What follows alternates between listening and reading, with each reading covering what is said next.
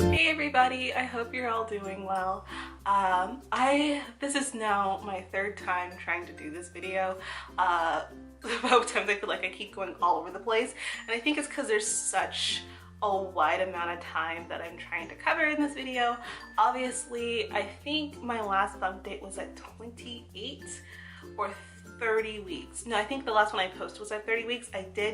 Posted was at 28 weeks. I did do a 30-week one, but I never posted it because that's when I found out that I was having a high-risk pregnancy, and it took all the energy out of me. I think you guys can kind of see that.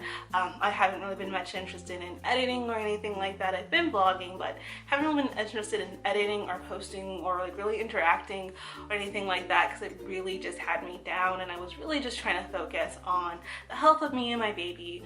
But now we are at 39 and a half weeks, 39 weeks and 4 days.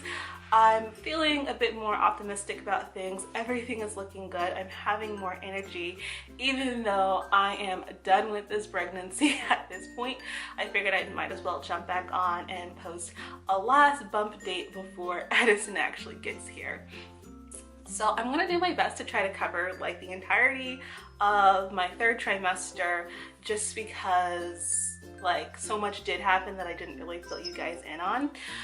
So my 30-week appointment is when I had my ultrasound, my fourth ultrasound. I was only supposed to have 2, and then by 30 weeks I ended up with 4, because at 28 weeks they were checking my placenta to see if it had risen up high enough.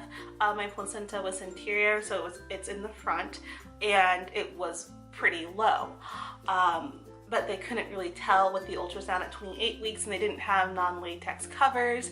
I'm very much allergic to latex, and so they had to order a special cover for me. So at 30 weeks, I had an ultrasound again, and the placenta was high enough, we were praying for that, and we were so happy that the placenta had risen high enough to not be a problem for us to not need a C-section. But they found out that my cervix was incompetent, which meant that it was thinning and it was dropping a lot lower than it should be. My cervix was supposed to be at that time about 5 to 4.5 centimeters, and it was 2 centimeters, which obviously was something they were really worried about, because I also am anemic, and so they didn't want me to go into childbirth early, basically because it's a higher risk for me as a mother, and also obviously a higher risk for Edison. So I was put on restricted activity. I had to cancel all the shoots that I had already lined up, wrap up a lot of the projects that I had, and pretty much just, I mean, I could do things around the house, but I couldn't really exercise the way I was exercising before. I couldn't really lift much things on my own, and I'm at home by myself most of the days, and so not really being able to move around the way that I generally like to move was really frustrating, you know. Not being able to just go out and walk and go to the store whenever I wanted was really frustrating, and so it really had me down. So they basically monitored that short cervix from 30 weeks to 36 weeks. After 36 weeks, they're like, they weren't worried about the short cervix, because after 36 weeks, it's safe if the baby starts to come early. They have like a 95% survival rate, and like a very small rate of them have to stay in NICU more than like a day or anything like that. So we made it to 36 weeks. My cervix shortened a bit more, but not drastically. We still stayed 2 point something. Like, I think the last reading we got of the cervix was like 2.1 centimeters, and so I didn't have to get sutured or anything like that. I didn't have to take estrogen to try to keep him in, which was nice. We made it, and so that was really, really nice. But yeah, that was really stressing me out. And then 36 weeks was the week of Christmas. 37 weeks is the week of was the week after Christmas, and then that's when I had my group B strep test, and then that's when we found out I was group B strep positive, which just means I have that bacterial infection. It's treatable, but you don't want to treat it until after the baby is born, and so, or when you're going into labor, that is. So it was just another risk factor of I need to make sure that I'm paying attention when my water breaks. I need to be in the hospital so I can get a port and get the antibiotics so we don't pass that on to my son. And so that's also just been on my mind, is like trying to make sure it's like I'm paying attention to like when my water breaks. The only problem is I have like no idea like what that actually looks like, and since everything else has been kind of like weird in my pregnancy, and everyone's pregnancy is different, but since it has not been like textbook like I'm used to, like I've just been so on edge. It's like, how would I know if it's not like a gush of water? So Sunday, I was wearing a panty liner just to see if it was damp, to make sure like I didn't have a leak, and it was damp, and I couldn't really get a smell from it, but I didn't really think my water had broken, but I just wanted to make sure. So we went to the hospital. We were there for several hours. They had a whole bunch of women come in at the same time who also thought their water might have broken. Fortunately and obviously my water had not broken, so that was nice. But we were able to see how far along progressed I was, since my midwife is not checking me every week to see if I'm dilated, because we already know that I'm dilated. We already know that I am effaced because of the short cervix. So at the hospital, I was able to find out that I'm having contractions every 6 minutes, and that I am 2 centimeters dilated as of Sunday, and that I am 95% effaced. So, and that's Sunday. I could be more further along at this point, but we honestly don't know. Another thing that was kind of concerning is that when I was hooked up to the monitor, I wasn't feeling most of the contractions, and they were saying you had some pretty strong ones and I wasn't feeling them. And so that's another thing that's like just making me really anxious, is I'm pretty good at blocking out anything that's painful for me so I can get work done. And like, I've experienced the pain of a cyst rupturing, uterine cyst rupturing, which I was told was pretty close to the pain that you get with a contraction.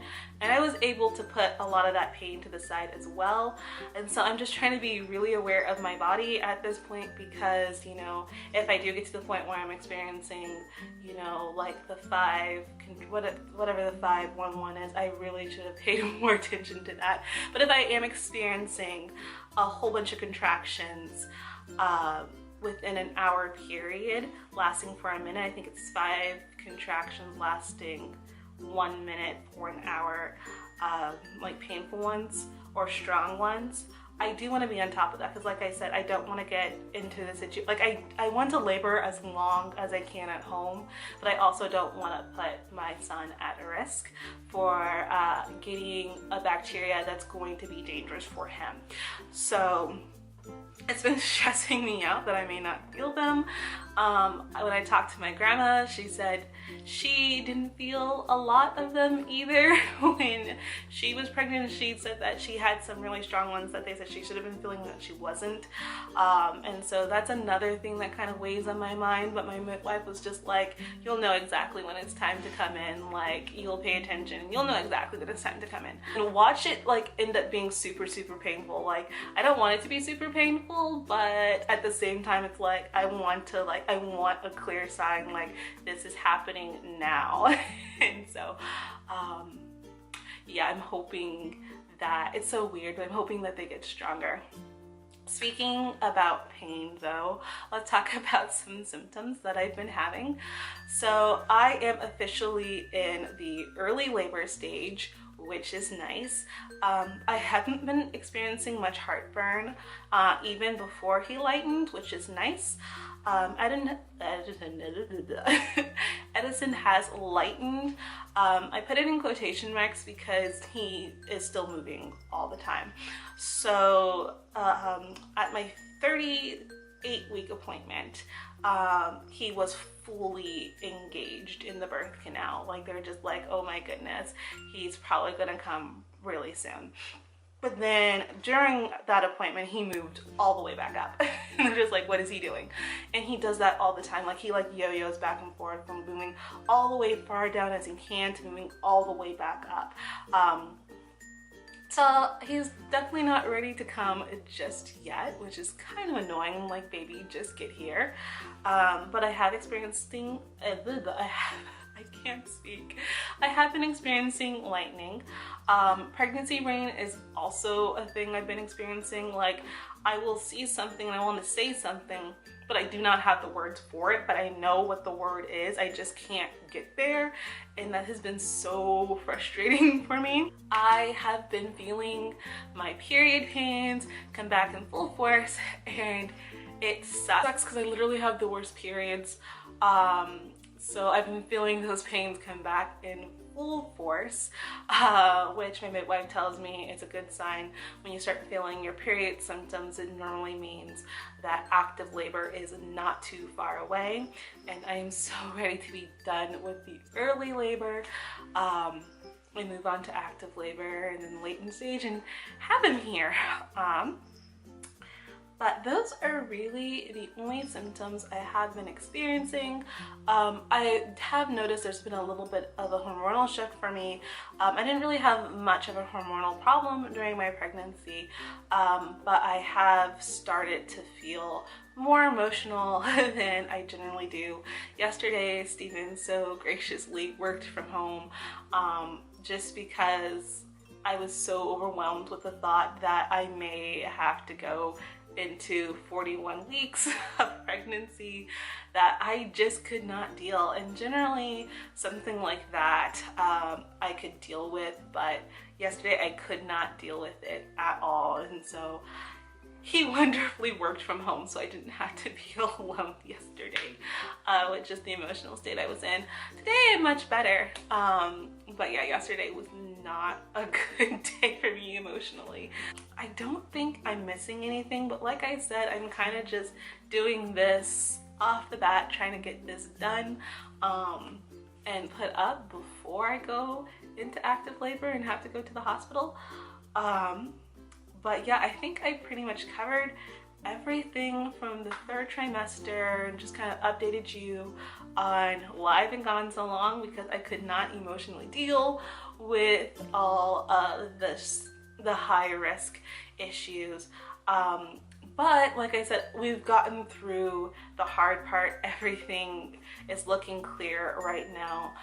Besides the fact that I'm anemic, but I am taking my iron pills every day. So hopefully there isn't any, need to have a C-section or something bad happens. But if it does, I should be receptive to a blood transfusion, and I should have enough blood of my own. So we're good on that front there. Yeah, other than that, right now everything is looking fine. I'm in a healthy weight range, finally. Edison is looking good. He is moving around a lot, and right now it's just a waiting game till he gets here. So yeah, sorry these bump dates haven't gone exactly the way I thought they would go as far as me posting, but I don't know, I feel like I did cover quite a bit of my pregnancy still. I might post the ones that I did do that I didn't post online just because I was still all over the place. I don't know, I'll go back and look at them. If I think they might be helpful for someone else who might be going through the same thing that I went through, I'll go ahead and post them. If I feel like, the subject's been talked about a lot online, I'll probably just keep it for myself. But we will see. But anyway, thank you for watching. I will show you my belly bump. I'm wearing a dress right now and I don't feel like looking for shorts, so sorry about that, my camera cut off.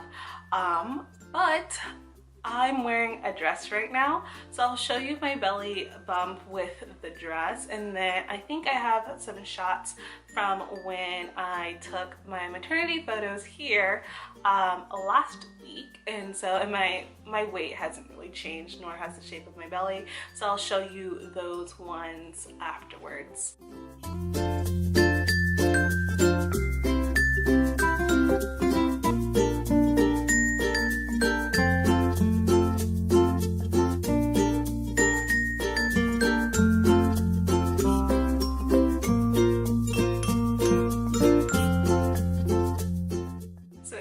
That's what my belly is looking like.